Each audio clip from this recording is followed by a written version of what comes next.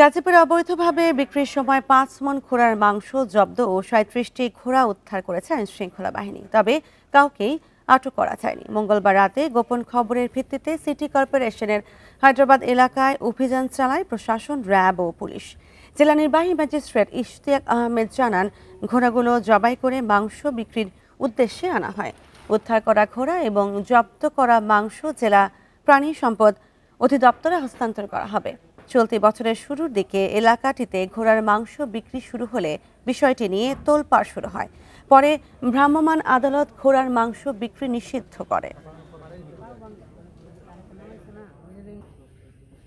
এখানে অভিযানকালে আমরা যদিও কাউকে আমরা হাতে নাতে ধরতে পারিনি, তবে আমরা ভিতরে ঢুকে আমরা যেটা দেখতে পেয়েছি, এখানে প্রায় ৩৭টি ঘোড়া আমরা পেয়েছি, যেগুলো অধিকাংশই আপনার অসুস্থ শীর্ণকায়। এগুলো আমরা ডিসপোজাল করবো। আমরা ২ জন স্থানীয় জিম্মাগারের জিম্মায় আমরা রেখে দিচ্ছি এই মুহূর্তে।